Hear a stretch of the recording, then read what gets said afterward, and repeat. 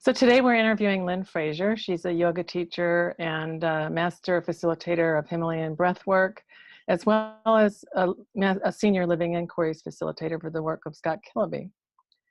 So welcome, Lynn. Thank you. So the living inquiries, what brought you to the living inquiries and what are they? The living inquiries are something that Scott Killaby developed. And what really attracted me to them is that it's a way of looking at words, images, and how they're Velcroed to sensation or energy in our body. I met Scott through a friend, Jerry Katz, who was coming out to Alberta, where I lived then in Canada. And Scott was going to be at a conference there, and I went down and participated in the conference for the weekend. Worked a little bit with him privately. That was in 2009, I think it was. And then in 2012, I moved to Nova Scotia and I started doing some training with him and became a living inquiries facilitator. Prior to that, I'd been involved with the Himalayan tradition, teaching meditation and yoga since the early 90s. So you've been at this for quite a while. Yes, I've been practicing meditation for about 25 years and teaching for 20. Okay. So I know that the living inquiries applies to people with addiction, and Scott Killaby has a recovery center in Rancho Mirage near Palm Springs. So in your practice, how do you see his living inquiries and the natural rest for addiction work with your clients? How does it yield better outcomes? So the living inquiries and natural rest for addiction are a way that people can be very present with their own experience. And oftentimes what's happening with our own experience is that we're kind of scared to go inside and to really feel what's going on. And that makes sense if we've experienced trauma, which most people have. And trauma is a real underpinning of addiction. It's a lot of what drives us into addiction is that we want to escape our present moment experience. The living inquiries give us a way to be present with that in a supportive, safe environment. And what part of what creates that safety is that it's a very gentle, non-aggressive form of inquiry. And that if we are working with a facilitator, then we have someone else there to be present with us and to help hold the space for us to be present with our own experience. And maybe I'll talk a little bit about trauma and how I see that work, and then we'll get into the addiction. All addictions, and when I say addiction, I'm really talking about a continuum from things that we distract ourselves with to things that are what would be commonly termed as addiction. So there are a lot of different ways that people take the pressure off a little bit, and some of them are fairly harmless. You know, it doesn't really make a big difference in our life if we spend Friday nights, you know, watching Netflix because we've had a hard week at work, or if we have a couple of drinks and we're not addicted to it. There's a lot of things that are fun, that are helpful, that are social things that we do that don't really have a big negative impact on our life. So a lot of this is how much we do it, how compulsive it is, and what kind of impact it has on our life. We might get into something like working a lot, which is socially sanctioned. We get a lot of approval for that, especially if we're making good money and we're having a productive career. We could get into sports or something like that. There's a real adrenaline rush in some of the extreme sports in particular. So we can use almost anything addictively. And then there's all of the things that are recognized as addictions. Eating and drinks, alcohol, other drugs, gambling, sex and porn, all of those things. And the thing that all of those have in common is that they take us out of our present moment experience, or they numb it a little bit. They distract us. There's something about it that helps us to not be feeling what's going on in the present moment. So one of the things that underlies the discomfort in the present moment is energy in our body that doesn't feel quite safe to be present with. And that's what really attracted me to Scott's work, was that we're really working with why is it feels uncomfortable in the body to have an experience in the body of being kind of scared. And when we're scared of it, this is all unconscious level stuff. It's not something that we're thinking, oh, I'm scared of my body, I'm scared of my energy. It's more just a reluctance to be present with it. And this is where the tie into trauma comes, because if we were experiencing things in our younger years when we were overwhelmed, we were being hurt, we didn't know how to handle it, then we're going to have that stored as energy in our body, and we're going to have associated memories with it. So as a meditation teacher, I know a lot about the mind. I know how the mind works. I know a lot about thought. And I hadn't really made that connection with, in this direct way that Scott does with the living inquiries, of prior experiences being stored in the body as trauma, and that those experiences are stored with the associated memories. And we can look at those three elements and see exactly what it is that's going on. We can see the words, and we can, there might be words of what someone has said to us. Perhaps someone has said something really mean to us, or, if it's a childhood thing, like, who the hell do you think you are, or something like that. We have those words in our head, and then we have an associated memory of, maybe we have an image in our mind of being in the kitchen with one of our parents who was saying that to us. And we can look at it, it's like we're looking at it of our own eyes. We're right in the experience. And that's part of what makes it hard to be present and why we want to escape from it. When it was happening in the first place, we might have dissociated, we might have mentally left the room, we might have gotten angry. There's all kinds of things that might be triggered as it was happening, but it's not happening now. Those things aren't happening to us anymore. Those are experiences that we had, that we've survived. And we probably formed beliefs about ourselves and about life based on those experiences. How does somebody know if what they're doing is an addictive pattern? Because some of the things that you mentioned, we do every day. It would be something that people would have to really kind of pay some attention to what it is that's happening in their own experience. So if it feels, for instance, like we don't have any control over it, or we're seeing a repetitive pattern, the brain and the nervous system are very habitual, and we'll tend to go in really predictable patterns. There's certain kinds of thoughts that will come up repetitively. There's certain kinds of rituals that we might have. So for instance, for myself, when I was 12, I had some traumatic experiences that were happening, and that continued on for quite a few years. And at 12, I didn't have reliable access to drugs and alcohol, although I did them whenever I got the chance. But I always had access to ice cream. And so that became very associated in my whole being with safety and relief and comfort. And over the years, I would have this kind of energy that would come up in my throat that would go, "Give me some ice cream." And it would feel cool and sweet, and it would calm that energy in my throat. So when I'm eating ice cream addictively, that's what's going on. There's some kind of energy in my throat. I'm getting that kind of message in some way. I might have an image of an ice cream cone. I might have some words about it, or it might just pop into my mind that maybe instead of going this way on the way home, I should go the other way and go get some ice cream. Now that's very different from if I'm out with my grandchildren and it's a sunny afternoon and we're going to get ice cream. And if that's the case, I might have an ice cream cone, I might not have an ice cream cone, but I'm not using it to get away from my experience. Okay. Thank you for that. That's a good distinction. So in that scenario that you mentioned, how would you work with somebody that's having those images of ice cream or alcohol? Like, how do the living inquiries actually work? That's a really good question. One of the things that we do is a lot of work with being in the body. Scott wrote a book called Natural Rest for Addiction, and the natural rest part of it is really important. He also did a lot of he also did some work around what exactly it is that happens in our mind and in our bodies when we're doing that. So we have this ghost image that will sometimes come in. An example of what happened to me one time, I live at the ocean now, so I get to walk on the beach a lot, which is really cool. But also sometimes people have their dogs on the beach and sometimes they don't have them under control. So I'm walking along, all of a sudden from behind me, which is also, I wasn't really noticing that there was a dog. It was several hundred feet away, but it came rushing up behind me and barking and snarling and came out and touched my leg, although it didn't bite me. And I got scared, and I turned around and I engaged with the people whose dog it was. I said, please get your dog under control. It scared me. The dog is still kind of lunging, and it was scary. So we had a little couple of words about, well, my dog won't hurt you and all that stuff, which of course doesn't make any difference to my level of fear.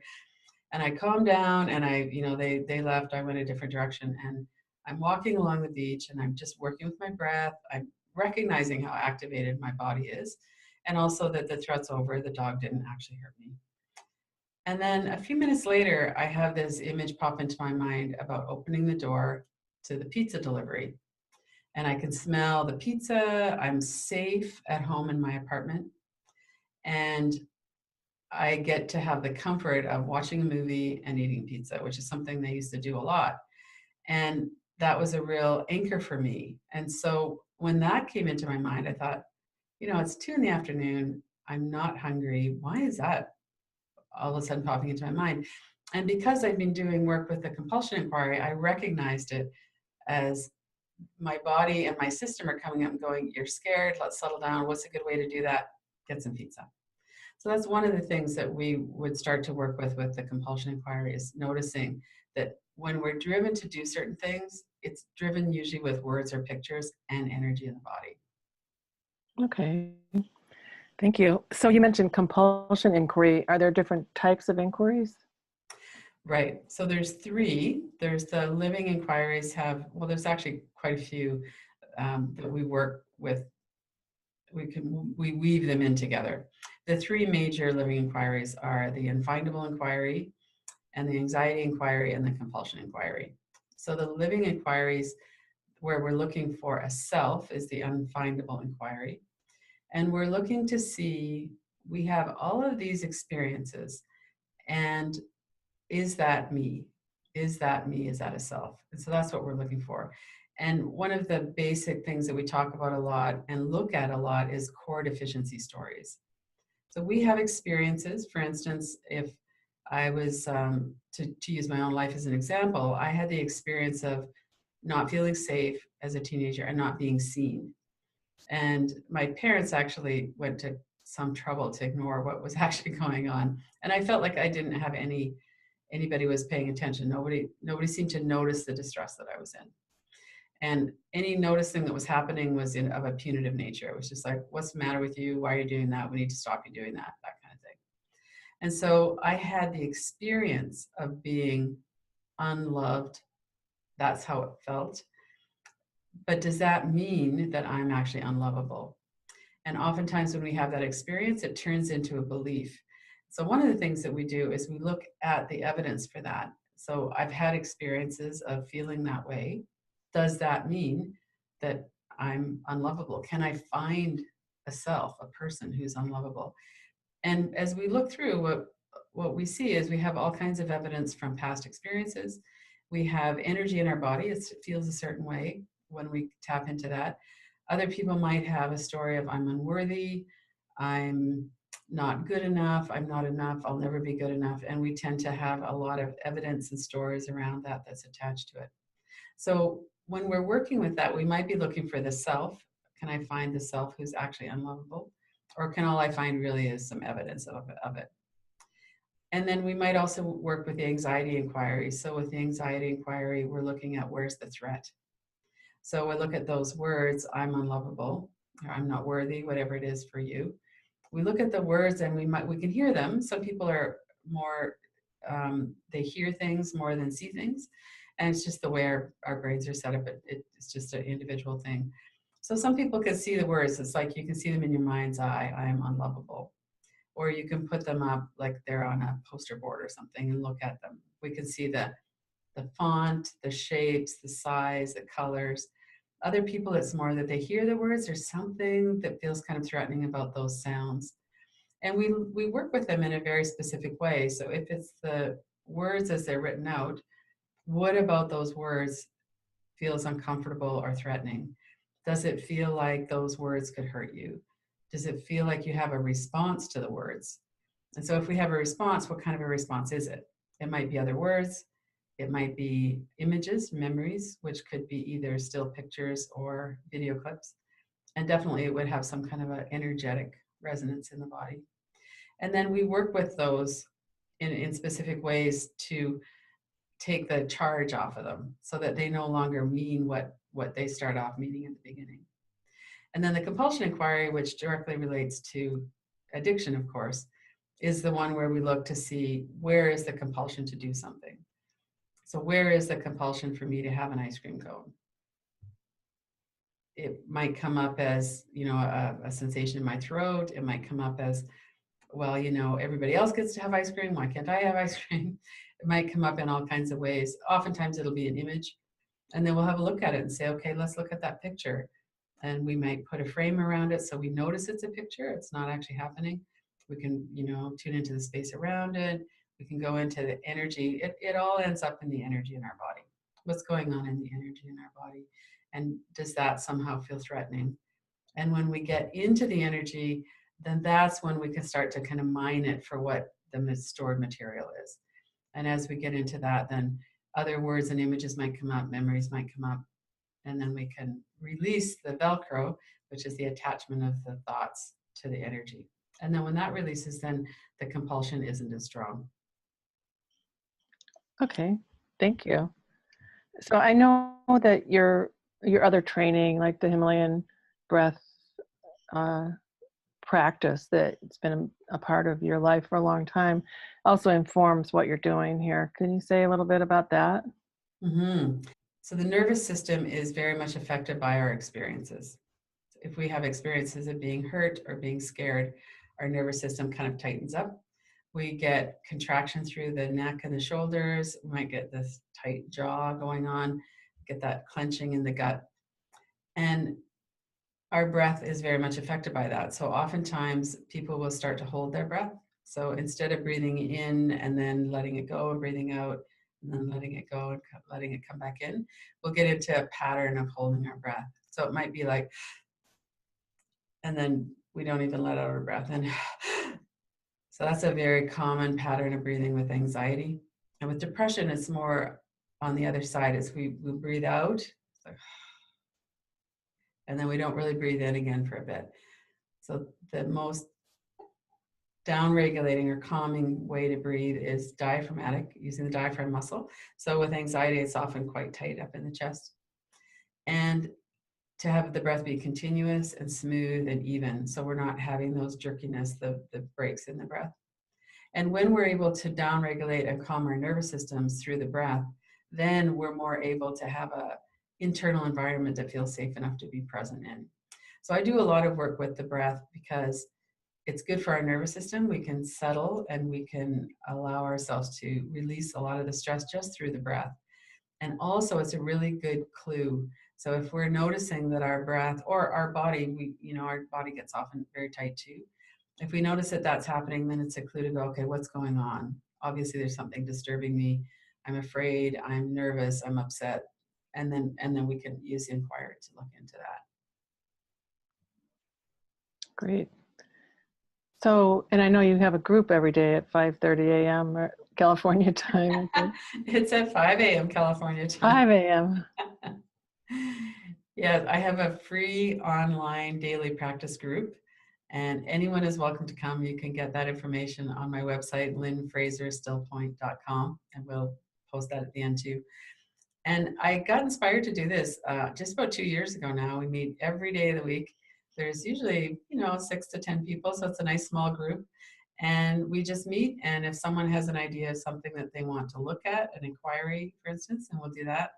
There's always an element of meditation somehow, natural rest, breathing, relaxation, and then we'll often do an inquiry as well. And sometimes we just look into. I'm just trying to think of some examples. So some recent examples we were looking at today. We were looking at appreciative joy. So the feeling we have when something good happens with somebody, and sometimes we don't feel 100% on board with that. We might feel a bit jealous or something. So when we're looking at that, we're looking at the words, we're looking at the pictures, and we're noticing the energy in our body. We did one a few weeks ago, I am powerful, getting in touch with our female energy.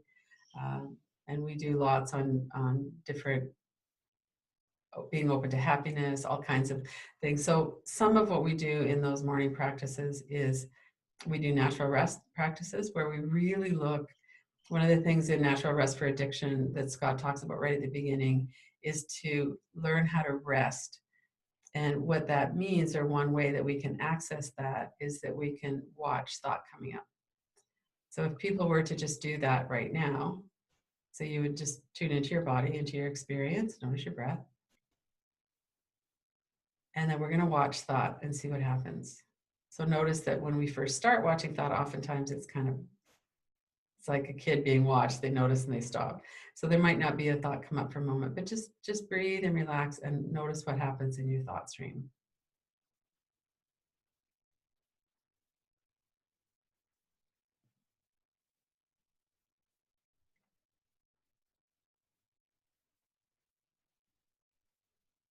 And sometimes thoughts will come up individually. Often it's somewhere around the forehead, somewhere behind the forehead. So we notice that it comes in. We don't exactly hear the words like we would someone has spoken out loud, but we might hear them in our head, in our mind.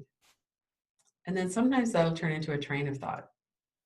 So we might not even notice for a few minutes that we've gone into a train of thought. Then we can kind of trace it back, go, okay, I started with this thought. How did I get to over here? So the practice is to watch the thoughts come up.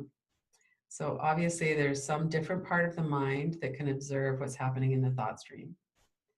And watch the thoughts come up and then see if you can just allow an individual thought to settle and stop and then rest in that gap. And then we continue to watch and another thought will come up and then let that settle and then rest in the gap. And when we do that over and over and over again during the day, then we develop the capacity to be present with our experience as it's happening right now. And that's the same as when we're learning meditation. A lot of times we're learning to relax and breathe. And if we do that even for a minute or two, and we do it repeatedly during the day, then over time we get to be more familiar with and more comfortable with silence and with the stillness inside. And when we're not able to do that, oftentimes it's because there's a clamor of thoughts that are going on that we never pay attention to because we always keep ourselves so busy. And then those come forward. The second we have, a few minutes of silence, those thoughts come forward. And if that's what's happening, then that would be a good way to look at them, is through the living inquiries practice. With addiction or even anything that people come to you with, are there people that have trouble doing this at first? Like, seems like it requires a certain amount of ability to observe oneself and one's inner state. So are some people not able to do this? There is a certain readiness or willingness that needs to happen in order for someone to feel like this work is even possible. So I wouldn't ever say that every single person would even want to do this work. A lot of people aren't drawn to it at all. But part of the reason that we're not drawn to it is that we don't have the experience that it's safe to do it. So in the inquiries where, we do a lot of work around, this is how it works, you can do it yourself, so people can self-facilitate. But when there's something that's kind of intense, maybe there's some trauma, there's an addiction that feels like it's really out of control, it's really helpful to have somebody else there with you. So we're not doing therapy with people, we're helping people hold the space to do their own looking. And whatever it is that comes up is what comes up. And what I've experienced is that over time, we get to have the confidence that we can survive the experience of being present with whatever it is that's coming up. And when we do that, then we have more willingness to actually stay present with it. Because if we have a situation come up that at the time that it happened was overwhelming and that we pushed aside for some reason, it got stored in our body as trauma, then why would we think that that's a good thing to go back and have another look at it? Because it was overwhelming the first time. There's a reason that we pushed it away. And now the difference is that we're not in the situation anymore. So a lot of this stuff that comes up was formed from childhood. We have a lot more agency now than what we did then. And we have some tools to work with it. So we can stay with our breath. We can notice that this is coming in as a certain kind of picture. And then we can work through the different ways that we work with pictures to see, okay, that's a picture. That's something that happened in the past. It's not something happening now. And we have some tools that will help people to stay in that observer perspective so that it's not overwhelming them. So what's the difference between this and just meditating? Meditating there are some commonalities between the two. Certainly the awareness of the body, the breath, the energy in the body. Yoga has more of an emphasis on the energy in the body and moving the energy through the body than straight meditation does. Meditation is getting in touch with the stillness underneath the layer of thought. And the inquiries are looking at the layer of thought as it is Velcroed to the energy in the body. And as those become unstuck and they start to dissolve, then there's a lot more space in the body. And the space in the body and the energy in the mind, then it's just a lot quieter in there. And then we can actually go into meditation in a way that we might have not been able to do before. I actually had one person who was in the daily practices, and she came quite a bit for about 6 months. And she said it took her about 6 months to actually make it through a whole practice without her mind just wandering all the time. So it's the nature of our mind to wander away. And so partly what we're doing in meditation is to train the mind to stay, but also when the mind wants to get away because something doesn't feel safe, then we're going to do what we need to do to keep ourselves safe. And the inquiries can increase that level of safety. One of my favorite quotes is by a trauma researcher, and it's safety is the treatment. So if we have trauma or if we have something that we're trying to get away from, we need to feel safe in order for us to actually look at that and to release it. We don't, that some of the ways that people work with addiction and with people with addiction are quite aggressive, and they have to bottom out and we need to make them face the consequences and all that stuff. So when we feel safe and we're in an environment where we're supported in our looking, then our natural inclination to drop addictions or to treat ourselves better will come forward. So for myself, what I noticed, I also have PTSD, post-traumatic stress disorder. I was assaulted in 2005 when I was riding my bike to work. And when that happened, I had been meditating for about 12 years at the time. So I knew a lot about my mind and my body and the energy, but I was completely unprepared for the flashbacks and the intrusive thoughts and the energy of it. It was it was traumatic when something like that happens. And over time, what I've noticed is that as I've healed from that, and sometimes I'm more easily triggered into fear than I would be if it hadn't happened to me. So, our system remembers these things. But that as I've healed, then my natural interest in life has come back. I'm not so interested in, reading trashy novels or watching Netflix or something, because I have a life that I'm interested in, and it's exciting, and I'm alive, and I have people I want to connect with. But when I'm in that real shut down kind of a place, which is so common with trauma and so common with addiction, then everything just seems like it's too much. So we need to find a way to be able to be with our experience. And something like this process of the living inquiries has been really helpful. Yeah, you raised a really good point there, that I think when we're depressed or anxious or using numbing out substances, like our world gets very, very narrow. And It really does. yeah, that we're not doing that which would make our lives, would enrich our lives. And seems like it's an important part of recovery, what you're saying, to gain that vitality back. Right. And begin doing things that feed our soul. Yeah, because the safest place is alone in our room doing something that numbs us out. Mm. There's no risk that we're going to be hurt by somebody else. It's really protected and safe. But that's not a life. Mm. And our nervous system might be going, hey, you shouldn't be doing that. We might get hurt by that. But our nervous system doesn't have to control our life either. Like, we can work with our nervous system and calm it down.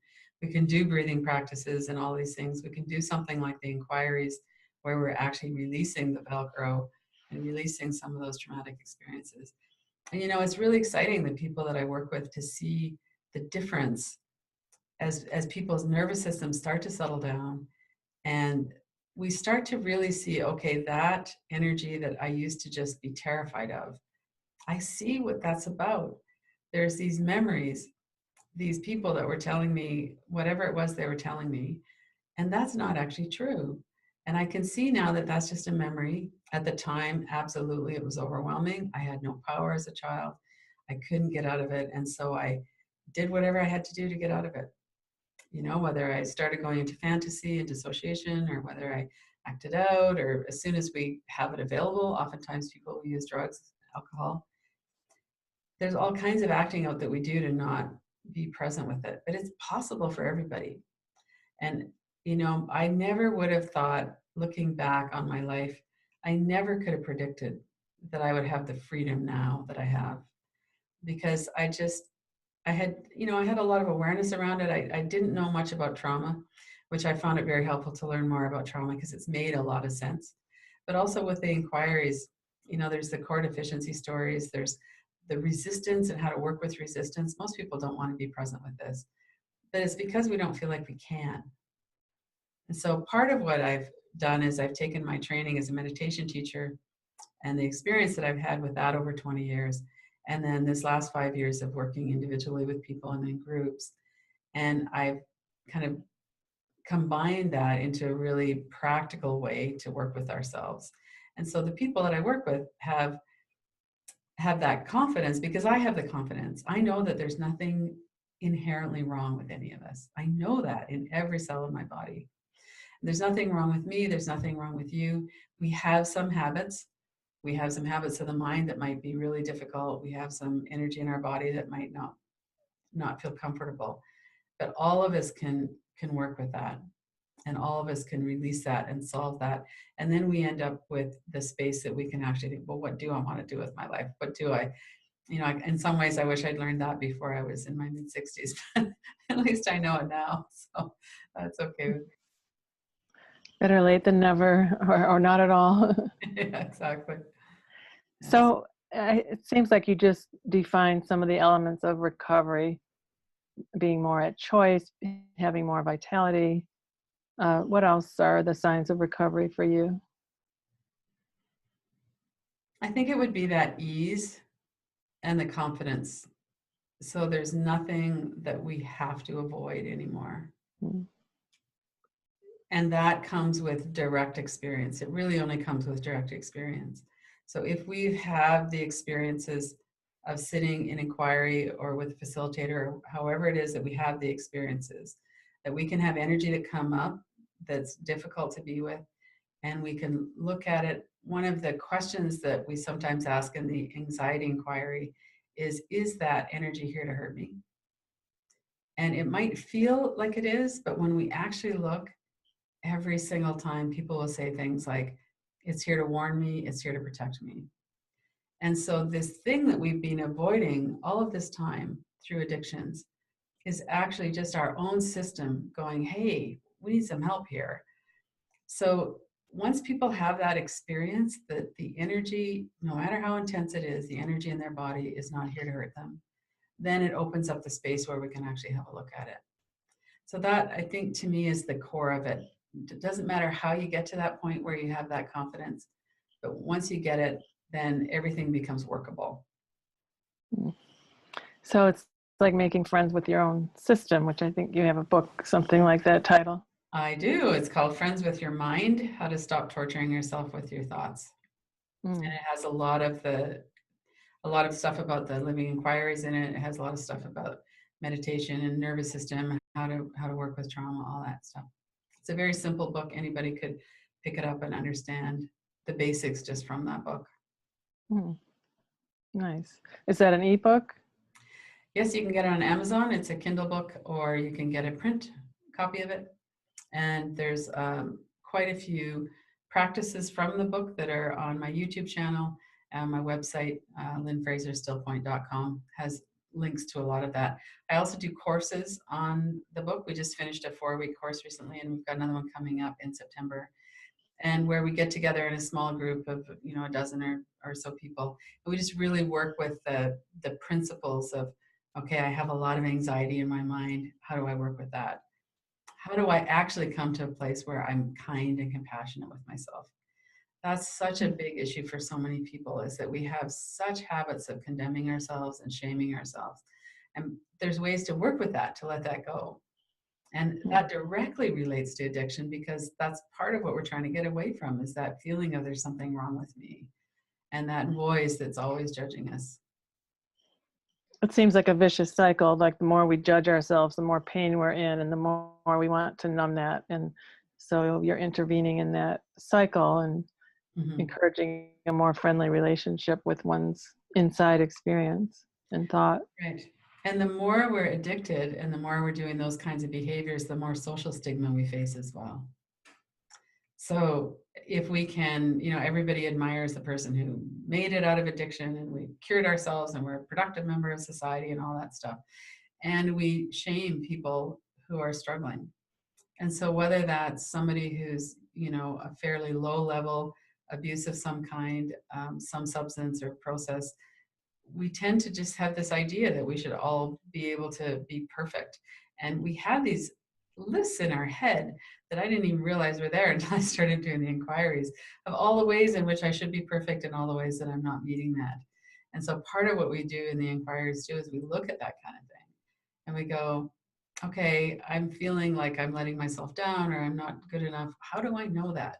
Like, what would it actually look like if I was to approve of myself? What would I have to do or be like? Well, if we have a list in our head that says, well, always calm, never have a negative thought, never feel jealous, never, that's not ever going to happen. We're human beings. And Mm. so it's so helpful to look and see, okay, that's what was operating underground. That's what's going on with that. And then once we can release it, then it's not driving us anymore.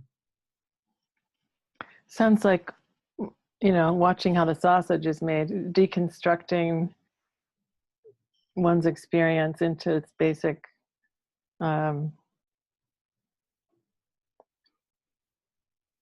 deconstructing perception into its basic elements, and it sort of falls apart. And when Right. you do that, it can't hold together. Hmm. And the energy in the body is what makes it feel so real. Like most people can see pretty easily that those words, okay, the words are just shapes. And they might seem threatening because they're, big black heavy letters or something. And the image is okay if we do the processes that we do with them, we might see, okay, I can see that that's a collection of colors and shapes, basically, that my brain is saying this is dangerous, there's something dangerous about it. But we can put it out, we put a frame around it, we can look at the space around it.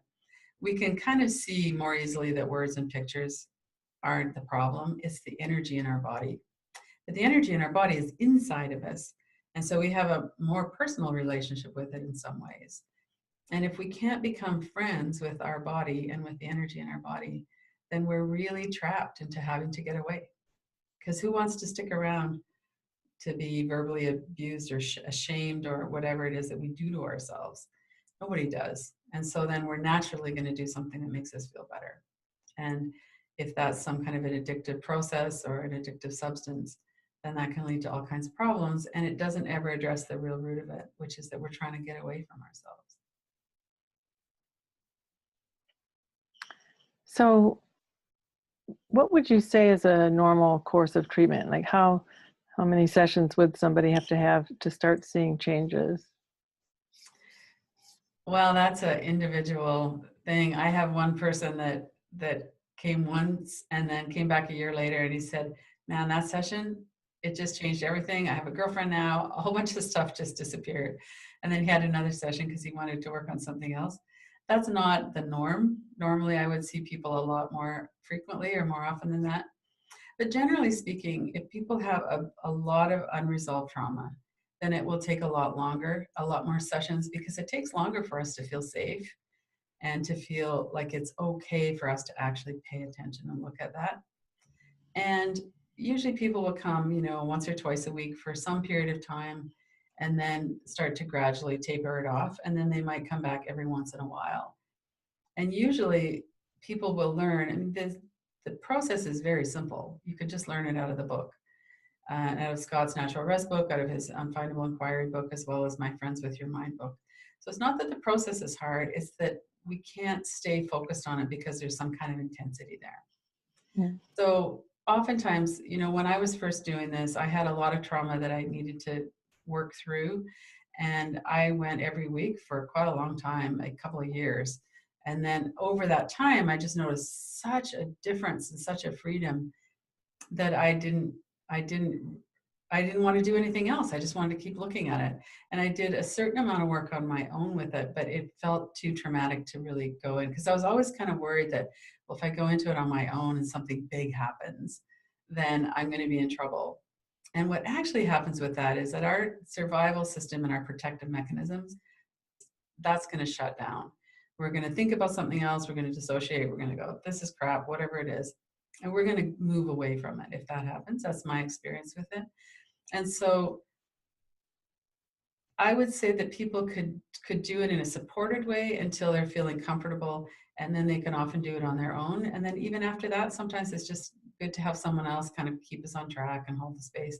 So there's a real variety of how often people would benefit from it. And who doesn't enjoy, it's like going for a massage. Who doesn't enjoy having someone pay attention to us, and we have a safe container in which to do this kind of looking. And I find that that's been really helpful. I still get facilitated regularly. Mm-hmm. So are there any other areas that we haven't touched on that you want to talk about? I think we've covered a lot. I think that, the one thing that I would say to anybody who is maybe struggling with addiction or struggling with trauma is that it's very helpful to understand more about our system and how it all works. One of the very, very helpful things for me was to learn about developmental trauma and to learn that neglect, not being cared for emotionally, is actually a very serious thing for a child. It feels life-threatening when someone's not paying attention to us. And when we're in trouble and nobody seems to notice, then we just kind of feel like we're completely on our own. We don't matter to anybody. And that has a certain effect. And so that was very helpful for me to know, because I don't have a lot of the kinds of trauma that people would think of trauma as childhood. I wasn't beaten, I wasn't sexually abused, I wasn't emotionally abused. None of that was happening. And yet I still got into the situation where I was traumatized from the outside, but in my own family, nobody noticed. And so that was really helpful for me to learn about developmental trauma in particular, and to learn about addiction and how all of that works. Like, I know now that it wasn't because I was stupid or evil or something that I started drinking and doing drugs. I was trying to feel better. And I was trying to feel connected, and we need social connection. And what I was doing was really counterproductive in many ways, but I didn't know any other way to try and get those needs met. So learning and understanding about addiction has also been really helpful to not stigmatize ourselves and to shame ourselves and other people for being human and for having experiences and then responding to those experiences. That's been a really important learning for me as well. And to have the confidence, every single person who wants to do this can do it.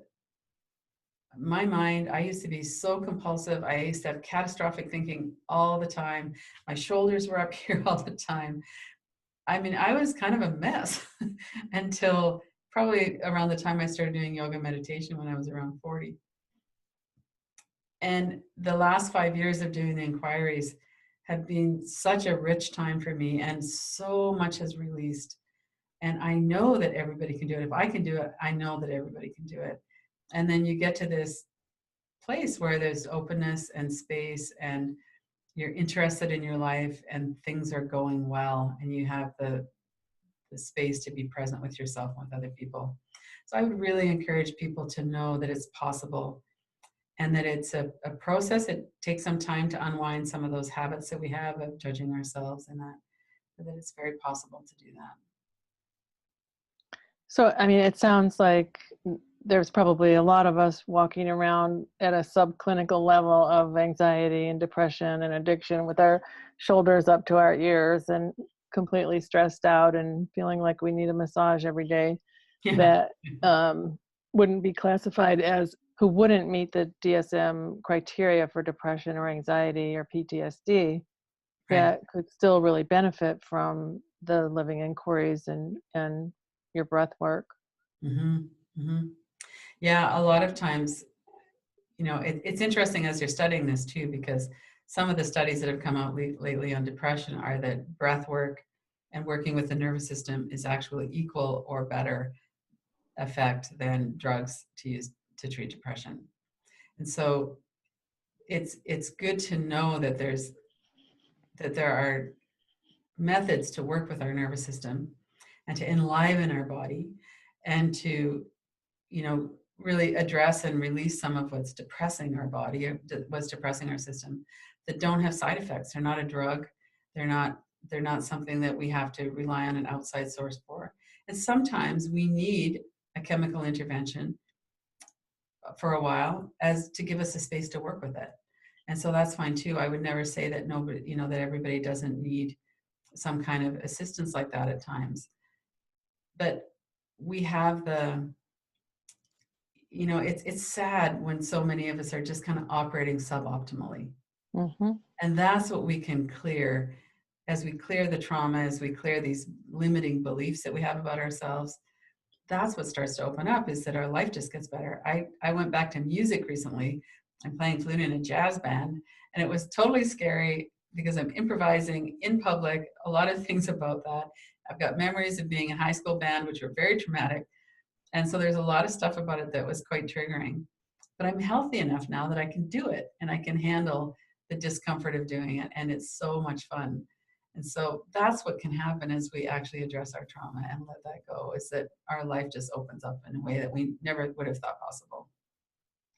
That's a beautiful example of picking something up after decades that gives you such joy. Mm-hmm. Yeah, it's Yeah. been really fun. Yeah. So what if someone's interested in your approach, like what would be a next step for people to reach you, to work with you? Well, I would say to go to my website. So it's lynnfraserstillpoint.com. And we'll put that up here so you can see the spelling of it. Have a look at some of the courses, but the really important thing would be to start to come to the daily practices if you can. So it's at 8 a.m. Eastern time. So the people in California, it's pretty early for you. But actually several people from California come on a regular basis. And one of the things they say is, I never have another appointment that gets in the way of coming. And in Europe, it's 1:00 in the UK. And so it's a time that works. I have someone from Australia that comes that it's evening for her. So hopefully that's a time that would work. And there's absolutely no pressure to come every day. But if you're interested at all, come. There's a nice group of people. Get to know people, and it's a safe environment for people to do some practice, do some down regulating of the nervous system, to learn some things, and to be part of a group that does that. And then there's courses and classes and all kinds of things too that people can participate in, and you can find that all on the website too. So they would sign up for the morning meditation on your website? No, they can just go on the website and find the Zoom link. Zoom is similar to Skype, and they can just click the link at the time and they're right in the meeting. Oh, okay. So then no sign up or No anything? sign up. No, I don't even need your email or anything. And if you're interested in knowing a little bit more about what we do there, if you go to my YouTube channel, which is Lynn Fraser Stillpoint, a lot of the practices on there were recorded during those morning sessions. So people can Oh, get an idea from that. okay. So they can watch YouTube videos and check it out before they actually come. Yep. So thanks for spending time today, Lynn, explaining more about your work. I think people can really benefit from checking out your group and from working with you. It's fascinating what you're doing with people, and your stories about yourself are very encouraging, and your commitment to this daily group is amazing, and I know that a lot of people appreciate it. So I wish you well. Well, thank you, Kay. It's been wonderful to have the opportunity to talk a little bit more about it. Thank you. Go to KillibyCenter.com, Radical Recovery Summit, to see the full schedule of speakers and to register to watch these free online September 23rd and 24th in the Radical Recovery Summit 2017.